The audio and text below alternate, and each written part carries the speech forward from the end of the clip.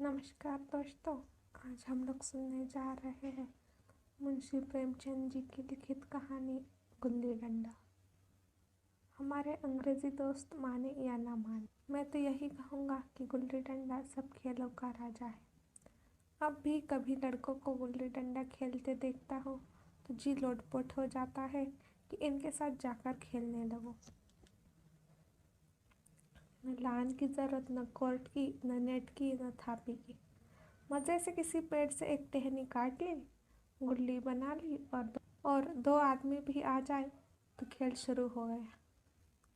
विलायती खेलों में सबसे बड़ा ऐप है कि उसके सामान महंगे होते हैं। जब तक कम से कम 1 सैकड़ा न खर्च कीजिए, खिलाड़ियों में शुमार ही न हो पाता। यह गुल्ली डंडा है कि बना हर फिटकरी के चोखा रंग देता है। पर हम अंग्रेज़ी चीज़ों के पीछे ऐसे दीवाने हो रहे हैं कि अपनी सभी चीज़ों से अरुचि हो गई। स्कूलों में हर एक लड़के से 3-4 रुपये सालाना केवल खेलने की फीस ली जाती है। किसी को यह नहीं सोचता कि भारतीय खेल खिलाए जो बिना दाम कौड़ी के खेले जाते हैं। अंग्रेज़ी खेल उनके लिए है जिनके पास धन है। गरीब लड़कों के सिर क्यों यह व्यसन मरते हो। ठीक है, गुल्ली से आँख फूट जाने का भय रहता है, तो क्या क्रिकेट से फूट जाने, तिल्ली फट जाने,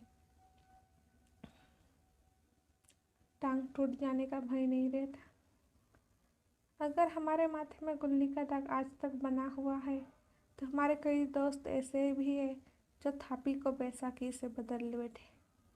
यह अपनी अपनी रुचि है।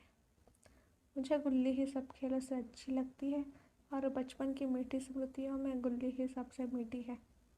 वह प्रातःकाल घर से निकल जाना, वह पेड़ पर चढ़कर टहनियाँ काटना और गुल्ली डंडे बनाना, वह उत्साह, वह खिलाड़ियों के जमघटे, वह पदना और पदाना, वह लड़ाई झगड़े, वह सरल स्वभाव जिससे छूत अछूत अमीर गरीब का बिल्कुल भेद न रहता था, जिसमें अमीराना चोचलों की प्रदर्शन की अभिमान की गुंजाइश ही न थी। यह उसी वक्त भूलेगा जब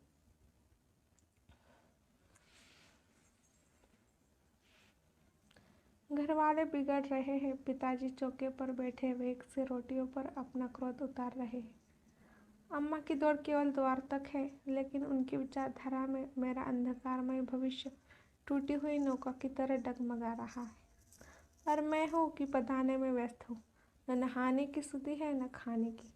गुल्ली है तो जरा सी, पर उसमें दुनिया भर की मिठाइयों की मिठास और तमाशों का आनंद भरा हुआ है। मेरे हमजोलियों में एक लड़का गया नाम का था। मुझसे 2-3 साल बड़ा होगा। दुबला, बंदरों की सी लंबी लंबी पतली पतली उंगलियां, बंदरों की सी चपलता, वही झल्लाहट। गुल्ली कैसे ही हो, पर इस तरफ लपकता था जैसे छिपकली कीड़ों पर लपकती है। मालूम नहीं उसके माँ बाप थे या नहीं, कहाँ रहता था, क्या खाता था, पर था हमारे गुल्ली क्लब का चैंपियन। जिसकी तरफ वह आ जाए उसकी जीत निश्चित। हम सब उसे दूर से आते देख उसका दौड़कर स्वागत करते थे और अपना गोइया बना देते थे। एक दिन मैं और गया 2 ही खेल रहे थे। वह पदा रहा था, मैं पद रहा था, मगर कुछ विचित्र बात है कि पदाने में हम दिन भर मस्त रह सकते हैं। पदना 1 मिनट का भी करता है। मैंने गला छुड़ाने के लिए सब चाले चली, जो ऐसे अवसर पर शास्त्र वेद न होने पर भी क्षम्य थे। लेकिन गया अपना दाव लिए बगैर मेरा पीढ़ी में छोड़ता था कि घर की ओर भागा। अनुनय विनय का कोई असर न हुआ था। गया ने मुझे दौड़कर पकड़ लिया और डंडा बांधकर बोला, मेरा दाव लेकर जाओ। पदाए तो बड़े बहादुर बन के पतले के बेर क्यों भागे जाते। तुम दिन भर पदाओ तो मैं दिन भर पदता रहो। हाँ, तुम्हें दिन भर पदना पड़ेगा। न खाने जाऊँ न पीने जाऊँ।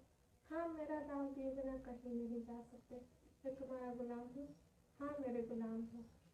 मैं घर जाता हूँ, देखो मेरे आप क्या कर लेते हो। घर कैसे जाओगे? कोई दिल लगी है, दाव दिया है, दाव लेंगे। अच्छा, कल मैंने अमृत खिलाया था, वह लौटा दो। वह तो पेट में चला गया। निकालो पेट से। तुमने क्यों खाया मेरा अमृत?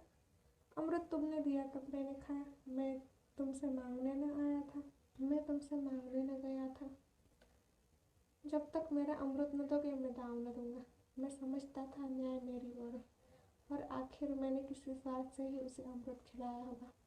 कौन निस्वार्थ किसी के साथ सलूक करता है? भिक्षा तक तो स्वार्थ के लिए देते हैं। जब गया ने अमृत खाया तो फिर उसे मुझसे दाव लेने का क्या अधिकार है? रिश्वत देकर तो लोग खून पचा जाते हैं। यह मेरा अमृत यूं ही हजम कर जाएगा। अमरूद पैसे के 5 वाले थे, जो गया के बाप के भी नसीब न होंगे। यह सरासर अन्याय था। गया ने मुझे अपनी ओर खींचते हुए कहा, मेरा दाव देकर जाओ, अमृत समृद्ध मैं नहीं जानता। मुझे न्याय का बल था, वह अन्याय पर डटा हुआ था। मैं हाथ छुड़ाकर भागना चाहता था, वह मुझे जाने न देता। मैंने उसे गाली दी, उसने उससे कड़ी गाली दी, और गाली ही नहीं, एक चाटा जमा दिया। मैंने उसे दांत काट लिया, उसने मेरी पीठ पर डंडा जमा दिया।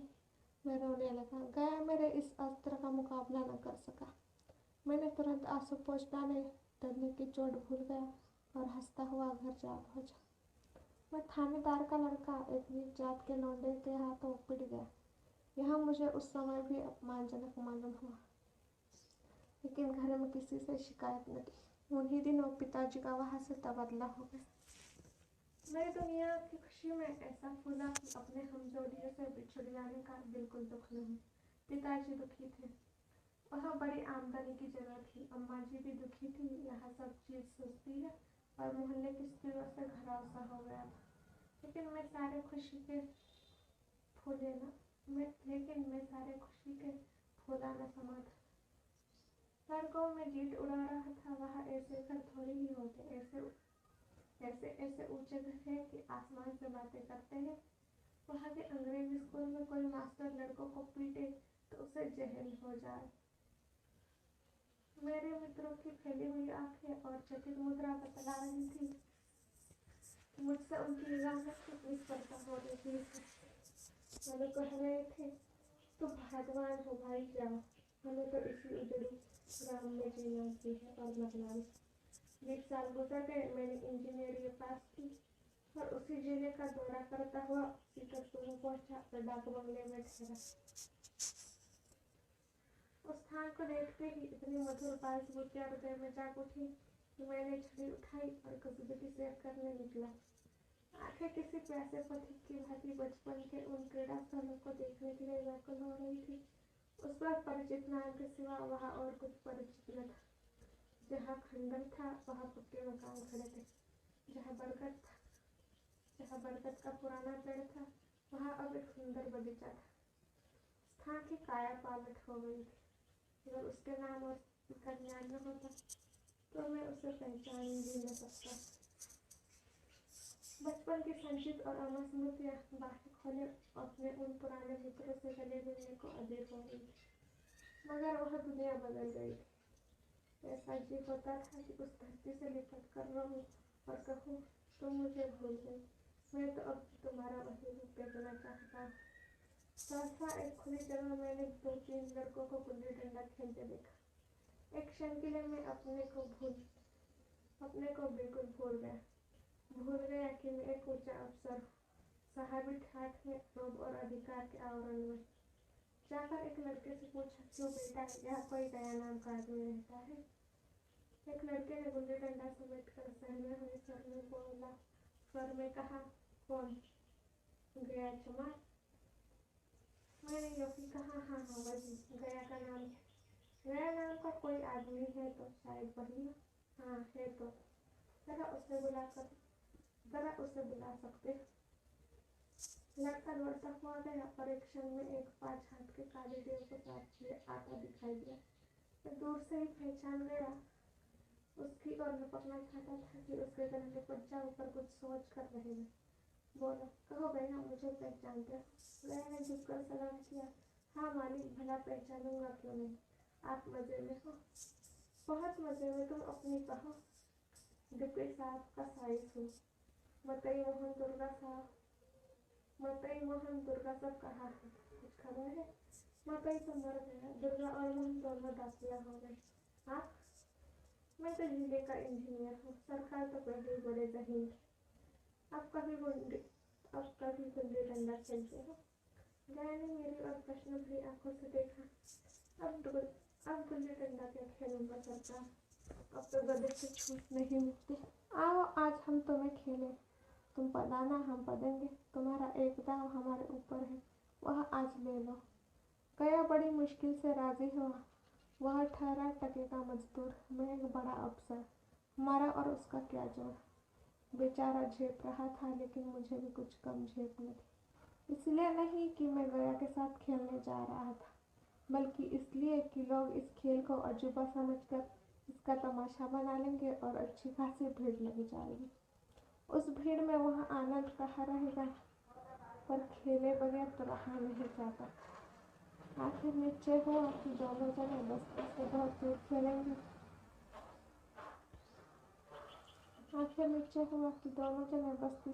दूर खेलेंगे। और बचपन की उस मिठाई को खूब रस लेकर खाएंगे। मैं गया को लेकर डाक बंगले पर आया और मोटर में बैठकर दोनों मैदान की ओर चले। साथ में कुल्हाड़ी ले ली। मैं गंभीर भाव धारण किए हुए था, लेकिन गया इसे अभी तक मजाक ही समझ रहा था। फिर भी उसके मुख पर उत्सुकता या आनंद का कोई चिन्ह न था। शायद वह हम दोनों में जो अंतर हो गया था यही सोचने में मगन था। मैंने पूछा, तुम्हें कभी हमारी याद आती थी गया? सच कहना।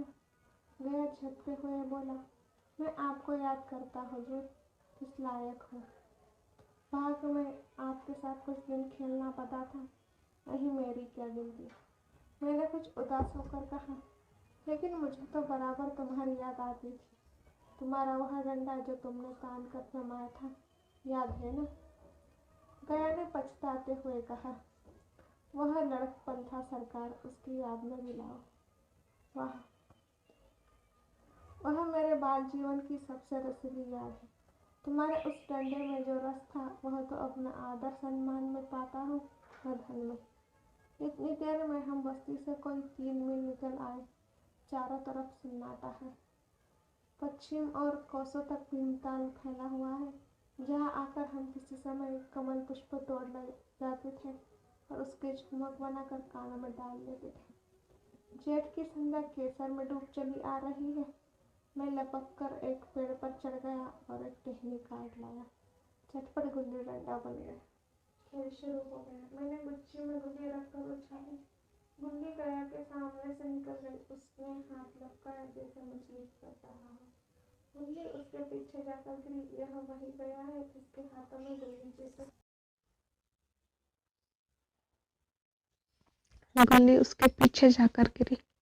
यह वही गया है जिसके हाथों में गोली जैसे आपे आकर बैठ जाती थी। वह दाहिने बाएं कहीं हो, गोली उसकी हथेली में ही पहुंचती थी, जैसे गुल्लियों पर वशीकरण डाल देता। नई गुल्ली, पुरानी गुल्ली, छोटी गुल्ली, बड़ी गुल्ली, नोकदार गुल्ली, सपाट गुल्ली सभी उससे मिल जाती थी, जैसे उसके हाथों में कोई चुंबक हो, गुल्लियों को खींच लेता हो। लेकिन आज गुल्ली को उससे वह प्रेम नहीं रहा। फिर तो मैंने पदाना शुरू किया। मैं तरह तरह की धांधलियां कर रहा था। अभ्यास की कसर बेईमानी से पूरी कर रहा था। कुछ जान पर भी डंडा खेले जाता था। हालांकि शास्त्र के अनुसार गया की बारी आनी चाहिए थी। गुल्ली पर ओछी चोट पड़ती और वह जरा दूर पर गिर पड़ती तो मैं झपट कर उसे खुद उठा लेता और दोबारा डांट लगाता। गया यह सारी बेकायदगियां देख रहा था, पर कुछ तो बोलता था, जैसे उसे वह सब कायदे कानून भूल गए। उसका निशाना कितना अचूक था। गोली उसके हाथ से निकलकर टन से डंडे से आकर लगती थी।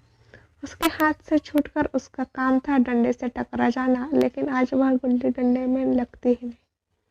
कभी दाहिने जाती है, कभी बाएं, कभी आगे, कभी पीछे।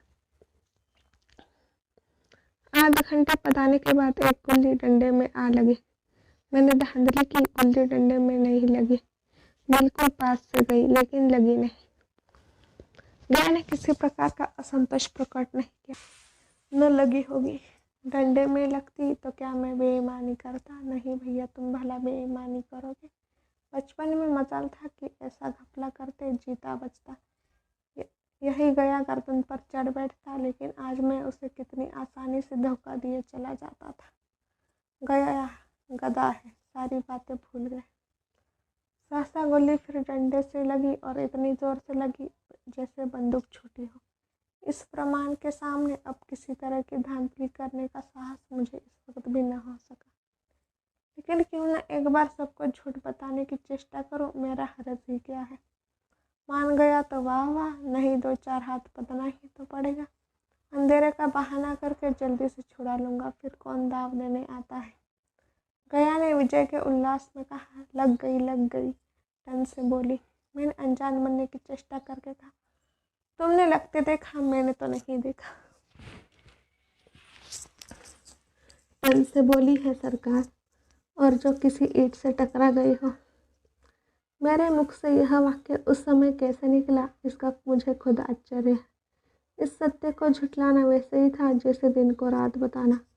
हम दोनों ने गुल्ली को डंडे में जोर से लगते देखा था, लेकिन गया ने मेरा कथन स्वीकार कर लिया। हाँ, किसी ईंट में ही लगी होगी, डंडे में लगती तो इतनी आवाज़ न आती। मैंने फिर पदाना शुरू कर दिया, लेकिन इतनी प्रत्यक्ष धांधली कर लेने के बाद गया की सरलता पर मुझे दया आने लगी।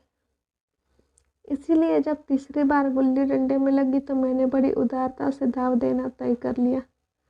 गया ने कहा, अब तो अंधेरा हो गया है भैया, कल पर रखो। मैंने सोचा कल बहुत सा समय होगा, यह न जाने कितनी देर पदाए, इसलिए इसी वक्त मामला साफ कर लेना अच्छा होगा। नहीं नहीं, अभी बहुत उजाला है, तुम अपना दाव ले लो, गुल्ली सूझेगी नहीं। कुछ परवाह नहीं। गया ने पदाना शुरू किया, पर उसे अब बिल्कुल अभ्यास न था। उसने 2 बार डांट लगाने का इरादा किया, पर दोनों ही बार हुच गए। 1 मिनट से कम में वह दाव खो बैठा। मैंने अपने हृदय की विशालता का परिचय दिया। एक दाव और खेल लो, तुम तो पहले ही हाथ में हुच गए। नहीं भैया, अब अंधेरा हो गया, तुम्हारा अभ्यास छूट गया, कभी खेलते नहीं। खेलने का समय कहाँ मिलता है भैया। हम दोनों मोटर पर जा बैठे और चिराग जलते जलते पड़ाव पर पहुंच गए।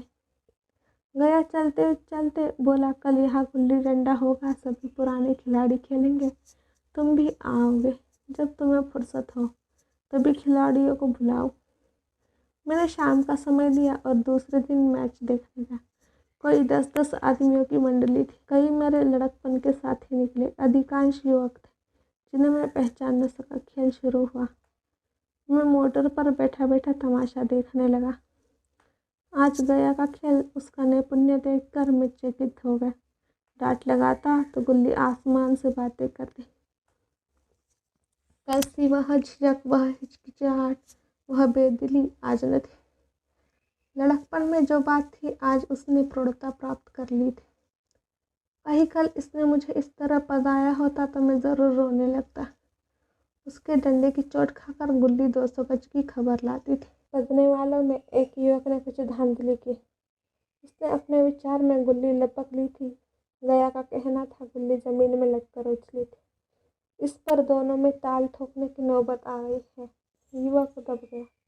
गया का तमतमाया हुआ चेहरा देखकर डर गया। अगर वह दब न जाता तो जरूर मारपीट हो जाती। मैं खेल में न था, पर दूसरों के इस खेल में मुझे वह लड़कपन का आनंद आ रहा था, जब हम सब कुछ भूलकर खेल में मस्त हो जाते थे। अब मुझे मालूम हुआ कि कल गया ने मेरे साथ खेला नहीं, केवल खेलने का बहाना किया। उसने मुझे दया का पात्र समझा। मैंने धांधली की, बेईमानी की, पर उसे जरा भी क्रोध न आया, इसलिए कि वह खेल न रहा था, मुझे खेला रहा था, मेरा मन रख रहा था। वह मुझे पदाकर मेरा कचूमर नहीं निकालना चाहता था। मैं अब अफसर हूँ, यह अफसर ही मेरे और उसके बीच में दीवार बन गई। मैं अब उसका लिहाज पा सकता हूँ, अदब पा सकता हूँ, साहचर्य नहीं पा सकता। लड़कपन था तब मैं उसका समकक्ष था। यह पद पाकर अब मैं केवल उसकी दया योग्य हूँ। वह मुझे अपना जोड़ नहीं समझता। वह बड़ा हो गया है, मैं छोटा हो गया।